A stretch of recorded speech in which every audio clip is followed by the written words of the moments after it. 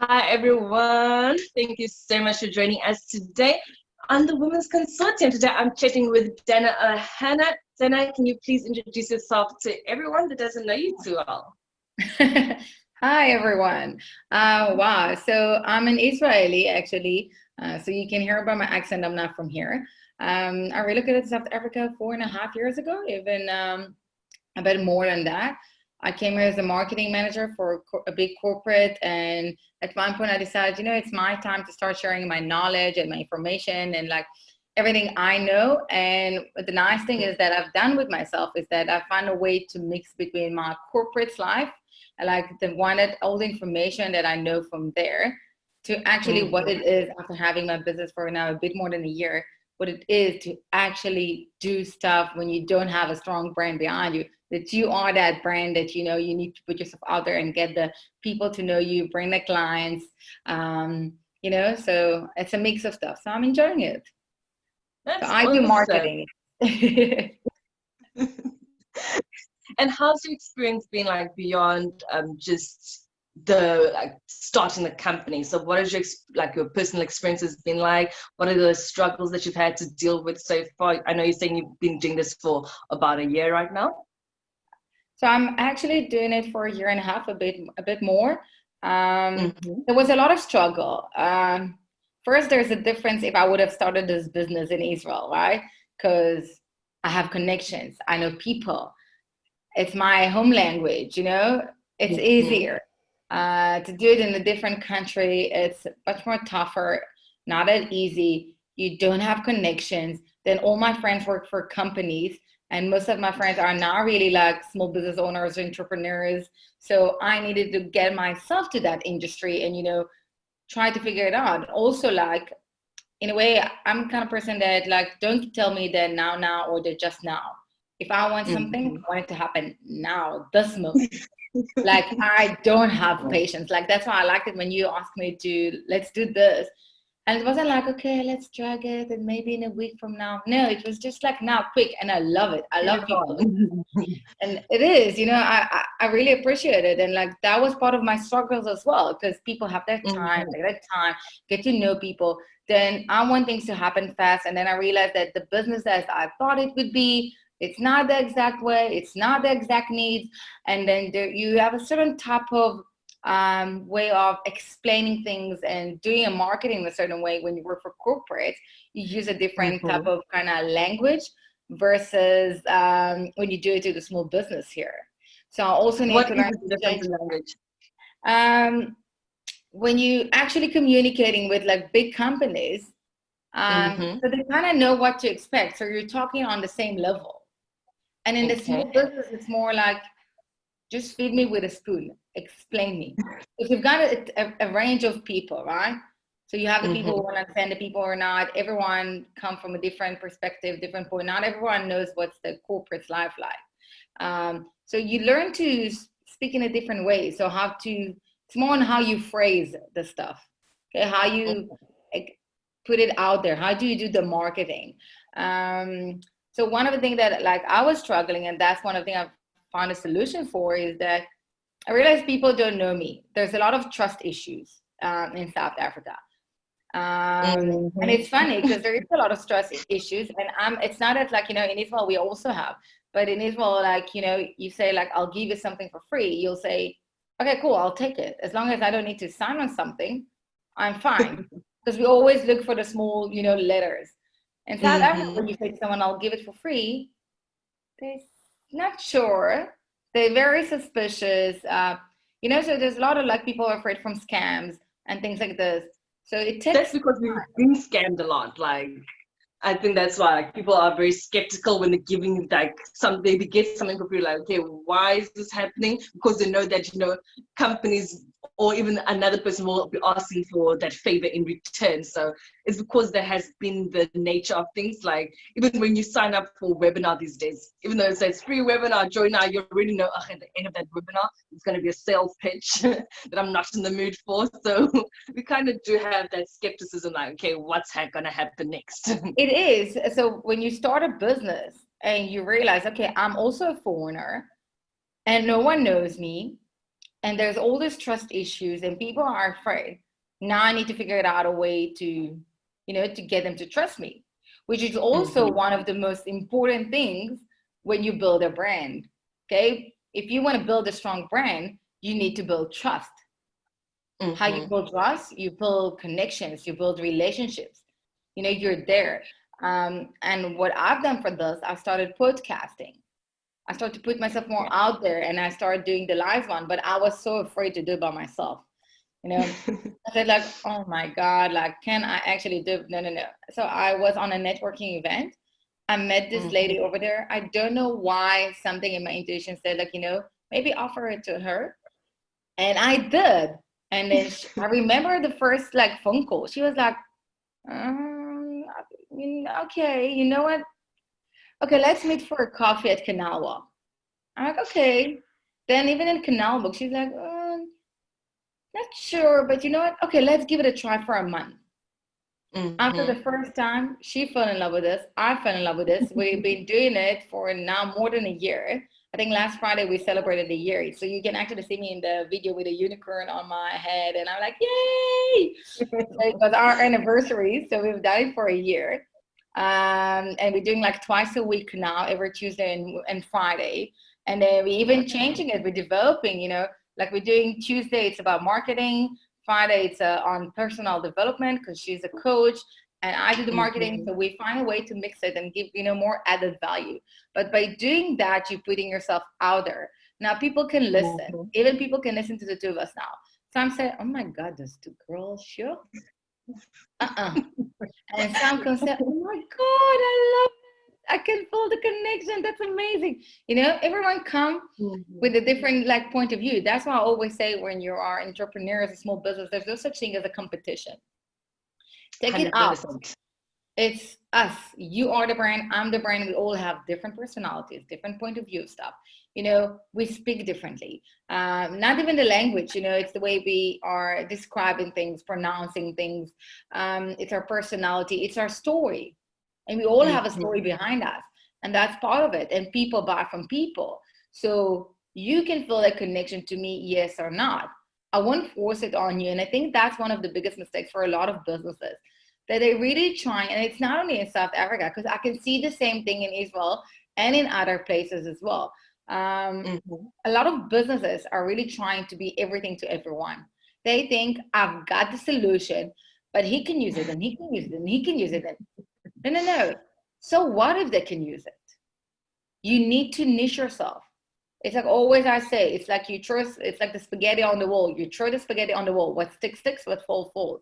It doesn't work like that. If you work like this, you're probably finding yourself now on a survival mode, which means that all you do during that month is trying to get enough money so you can cover your expenses. And that's not a way to live. That's not a way to manage a business. That's not a way to build a strong brand. And there's a lot, yes. And like, we spoke about it before we started, is that, when you build a business, when you build the online presence, when you're trying to build that trust, it takes time. We're a human being. It takes time. Rome wasn't built in a day. So how can our business will be built in a day? Our brand, we're as human being, wasn't built in a day. By the time where you are now, you've been through so many things that it's part of your journey, part of your story. That's what got you to where you are. In 6 months from now, in a year from now, in 5 years, you're going to be a different person in some stuff because of your journey. But that's the amazing part, because it's part of your story. So we need to learn to be more patient. And like I'm saying it because I'm terrible in this. I told you, like, I always thought like, but I have lots of patience. Like, I'm good with kids. I have lots of patience to my friend and my family, like, especially to my brother. And then I've discovered that I don't. If I want something from a business, I want it now. I don't get it. I don't get it. It needs to take time. But you know what? When I'm now a year and a half kind of with my business, I understand exactly why things happened the way they did. And I'm so grateful for this. It was such an amazing key learning. So you're saying that you understand why, like, it took you so long to build a business, or? It's, and I'm still building the business. And it's not like, the first year to 2 years, it's called the limbo stage, which is the time that you're figuring out your business, what's right for you, what's wrong for you. Like I started with one service, and I've changed it. And today with the service I provide, which is the consultation, and also have online courses on the side, I'm happy with where I am now because I figured out where I want to be. I figured out what I want to do. What's also, that's on one side, but also on the other side, what are people are struggling with? And that's the other part. It's like you're not selling a product. You're not selling a service. Take it out. All you do is you solve a problem. You solve a problem. And that's a different point of view of stuff. I'm with my consultation, I'm solving a problem. If you, for example, struggle with your business, you don't know how to brand yourself, how to market, and you're frustrated because you're not reaching out to the right people, you not even sure who's the right people anymore, you're not sure how to put yourself out there, you are struggling, that's your pain point. I come with a solution. I'll teach you and guide you how to get all of this. And that's the difference. And it doesn't matter what's the business, look at it as how you are solving a problem. Okay, so how do you come about with that problem and solution statement? What is the process that you usually encourage other women or other individuals to take? So first, we all know what our expertise are, and what we want to do. We first need to ask ourselves why we want to do what we do. We all have a why behind it. Understand the why. Because the why is usually why you have a solution to the problem. That will get you to that part. And then you can know what's the product or service that you are going to use to solve those problems. Which is very important. But also it's to be okay with this, that you're going to start in one option and then you're going to change it. People are evolving. It's not the Bible that it's like there's you can change stuff. It is, I've changed a few times my business strategy. I've changed my branding once. I'm actually looking now not to change my branding, but to kind of upgrade it a bit in a different way. Nice. But it's fine. It's not to get it. Like if you're now in your business and you're feeling that you're stuck, that things are not moving as you would want them to, stop, recalculate, understand things. And I said it again, that's the problem. That's why you're getting back into a survival mode. I would offer, for those of you watching, even write in the comments below, how many of you are actually thinking that are managing the business right, and they're not stressing? And how many of you are actually on a survival mode, feeling that you're all the time on a constant chase to get those clients in? So I would recommend you to write it down. Think about it. And that's the difference. You don't want to be on a survival mode. It's better off to take some, not time out, but take a step back, stop, understand things, define your target market, have a plan, a proper plan. Say to yourself, what's your goal? How can I achieve this goal? What do I need to do for this? Have a plan, and then you start following this. Okay, that's not working, that's working, awesome, next, you work. It's like, life and business, it's like when you're driving and you have a GPS. Okay, so you put the destination in it. Okay, now you know where you want to go to, but it doesn't mean that you're going to go there straight away. Maybe there was a roadblock. Maybe there was an accident. Maybe someone didn't told you that they're renovating this road, or there's construction. So you get into a place that now, okay, what do I do? What's next? And it's for everyone. It's even people that lost their job now. They're in a road and say, okay, what's going on? What's next? And now you've got two options. You can either say, and I'll sit and I'll wait. Maybe the solution will come. Maybe they will find, the way to build that road again, maybe. Or you can say, okay, I'll figure it out another way. Mm-hmm. And then doesn't mean that when you say you're going to figure it out another way, you know exactly what's the way, right? Because let's say I decide to turn left, and then I've tried the other left, and it's not working, so I'm going back and doing right, you know? That's the way you look at life. That's the way how you change. That's the way how you're growing. That's the way how you're evolving. And the nice thing is that by you being true to yourself and true and honest with that process, and not afraid to share this process, like, you know, I'm sharing the process. I'm saying I've changed my stuff a few times. I'm saying I had my struggles. I'm saying, like, you know, it took me a year to get my business to where I am now, you know, like to a place where I'm happy in the last few months of this. Yes, it took me a time. You've been with me, like you've done with me a podcast a year ago. And I'm in such a different place with my business since then. But why? Because it's a journey. And I'm not afraid to admit it. So people can listen and say, okay, I resonate with this. And some say, oh, it's bullshit. And it's fine. I'm not trying to be everything to everyone. Those of you who will feel the connection to what I'm saying will feel it. And those of you who are not, it's all good. You know, that's the beauty in life. I've got my opinion, you got yours. I experience things in one way, you have yours. And that's the thing. That's how we all react to different situations in different ways. But the bottom line is that if something happens now and you got stuck now and things are not moving as you wanted to do, think about the two options that you have. Either to stay where you are and wait for maybe a miracle or whatever to happen. And it's not that it cannot happen, yes? Or you can actually be more active. So especially as a female entrepreneur, I will say, don't give up. Get up and do it. You're not strong in one thing, go and ask for help. And if you cannot maybe afford it, ask it. Ask, like, can you maybe, you know, let's replace with our service. Maybe you can say, maybe you can give me a discount. Don't be afraid, you know, but put yourself out there, give it a try. There's a lot of, like, you know, I also say, share the information you have, share the knowledge, because everything I'm sharing all the time, you can find it also with others on YouTube, on Google, and everything.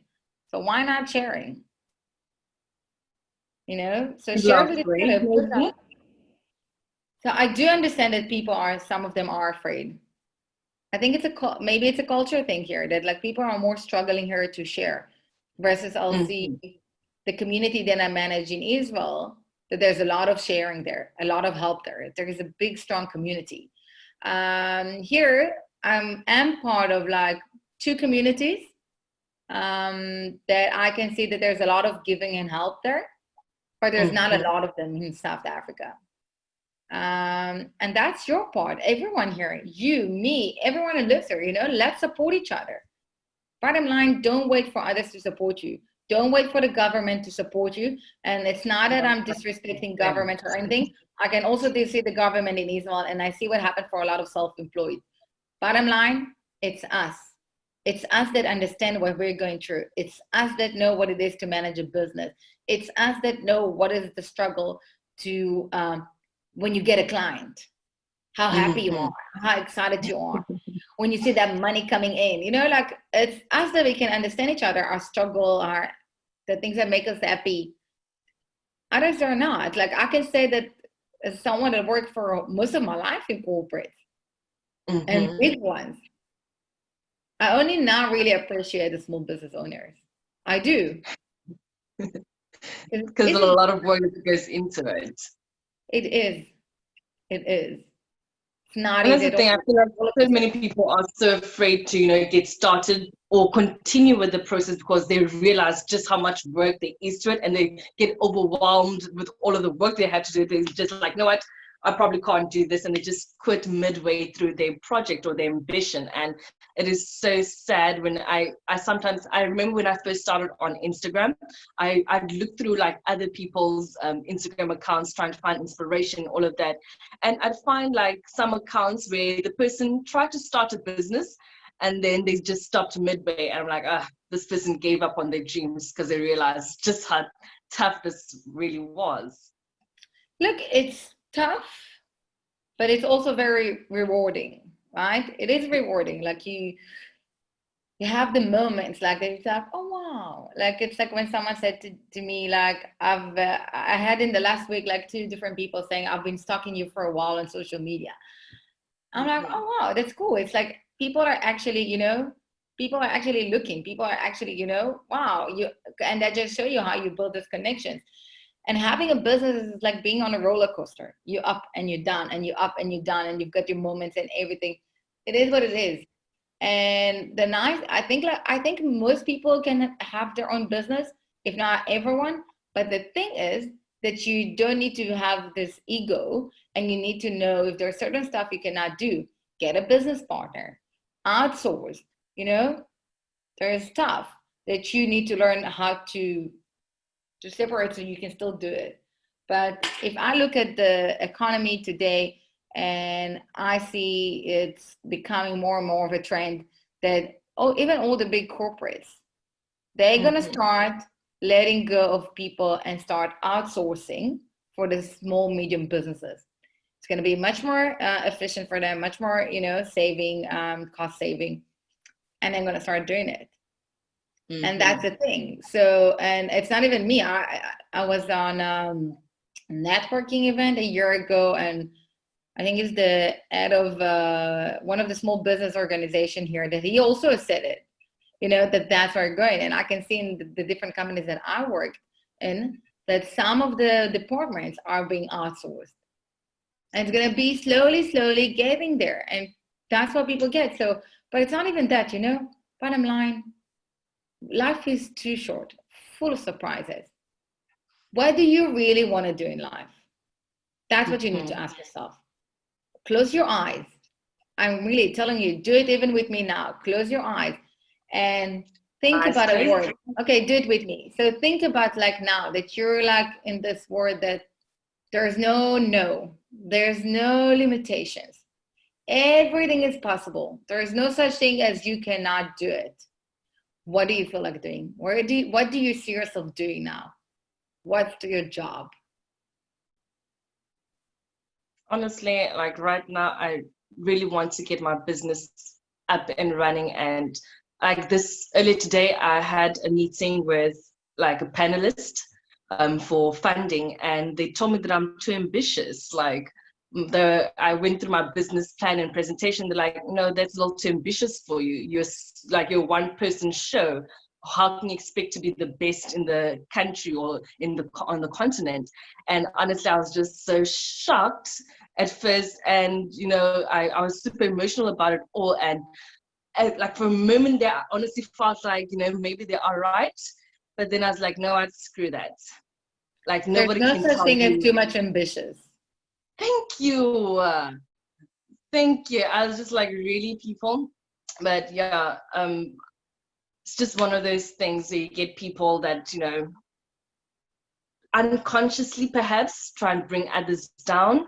But yeah, it's one of those things that you just have to push through. And I always say, maybe they closed you the door, but it doesn't mean that there's no other doors in the room. There's also windows.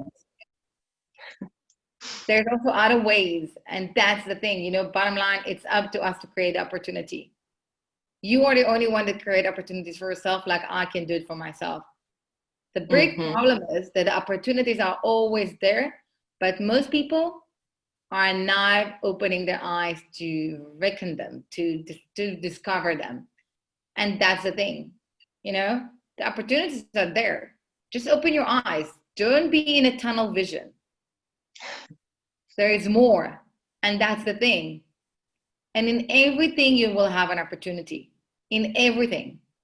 I was even a few times like taking an Uber, and I even got clients from Uber. Seriously. And people were laughing at me, and I said, yes, it is. Because we were driving, we're having a conversation. Then it's like, oh, I want to start a business, but I don't know. And you give them tips and advices. Then you got a subscriber to YouTube. Oh, then you maybe have. So even in the Uber, I got a business opportunity. So why cannot you? Like there's a lot of stuff. You never know who knows someone that maybe can help you. You maybe go to this networking event and someone knows someone, or maybe he is interested. And that's the thing. Like that's one of the things that people need to get in marketing, is that All you need to work on is having your own community, building relationships. Building relationship will help you build trust. You building trust, it means that people are going to be loyal to your brand. So they keep on buying from you. They keep on coming back from you. Even if it's a once-off service, they're going to still love you so much because of their relationship. So they're going to become your best brand ambassadors. And that's the other like benefit of having like to build trust. Those guys are going to be your brand ambassadors, and that's important. And if you're building this relationship, and that's the thing, like when I say like Rome wasn't built in a day, so is your business not going to be built in a day. It takes a long time to build a strong brand, and even after you got to a place that it's kind of built, you need to maintain it all the time. One small thing that you're going to do that you do it the wrong way, that's it. You're destroying your brand. A lot of time it's difficult to come back out of it. Look, like I always give the example of like from celebrities, right? You see the type of celebrities that even when they died, their brand is still out there. Like Amy Winehouse, for example. She died young, but the brand is still out there. People still love her songs, you know. There's a lot of talking about her voice, things like that. But on the other hand, there is Michael Jackson. He worked in his entire life to build himself as a brand, especially like, you know, as a Black person and becoming white and all the situation, but he was still all the time building. But one incident about the kid, versus it happened or not, it doesn't matter. He destroyed his brand. So even now, after he died, he doesn't have the same strong brand as he used to before. It's more difficult to maintain it because it was destroyed with a lot of people. And that's the thing. That's what people don't get. It's like branding is something you always constantly working in it. You need to do it. It's the way you speak. It's the way you dress. It's everything that will pronounce it. And then you build a relationship.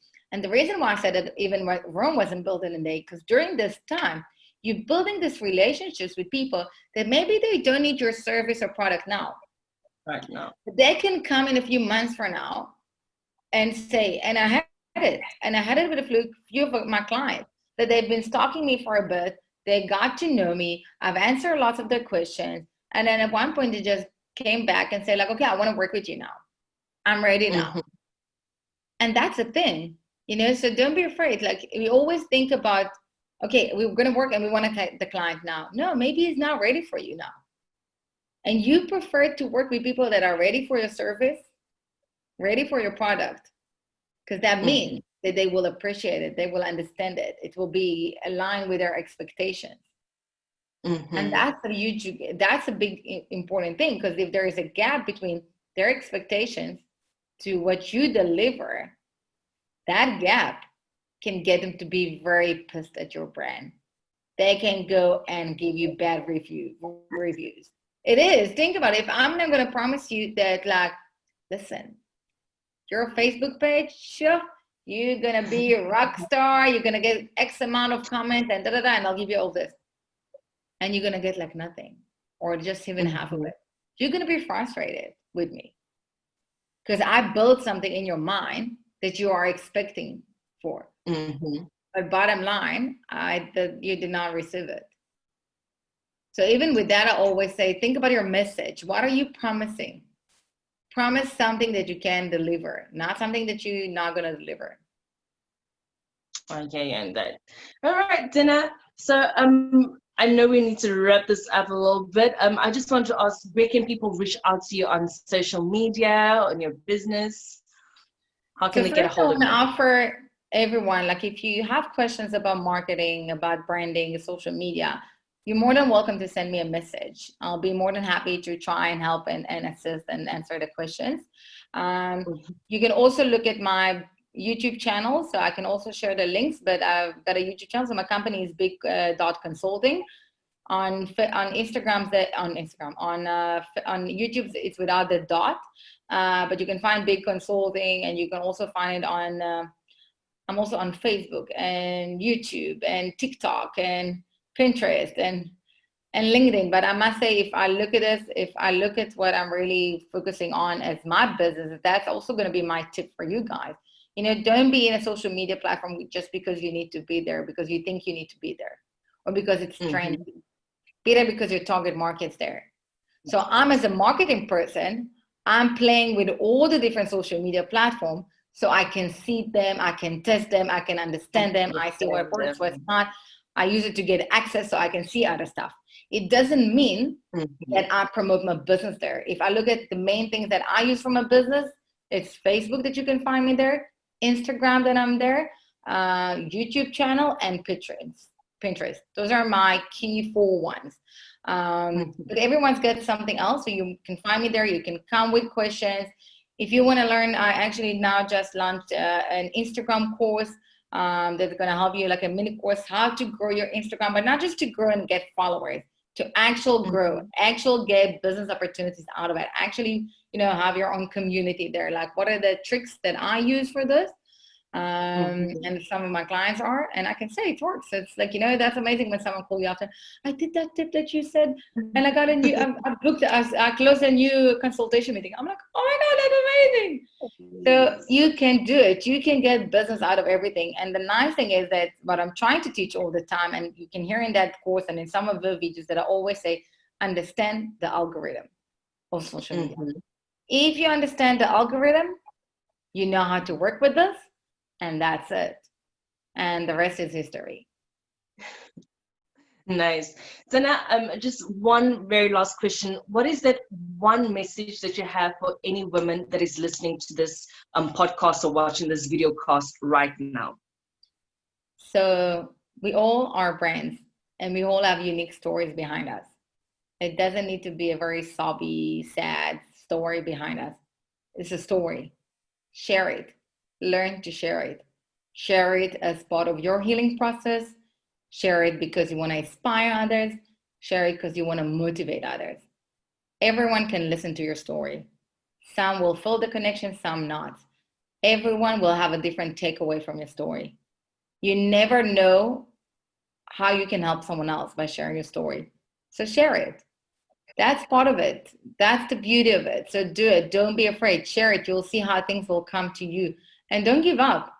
The easy part is to give up. And I think, like, if I'm going to end it, is like saying, we all watch news and like TV series and everything. No one actually shows you the people that failed.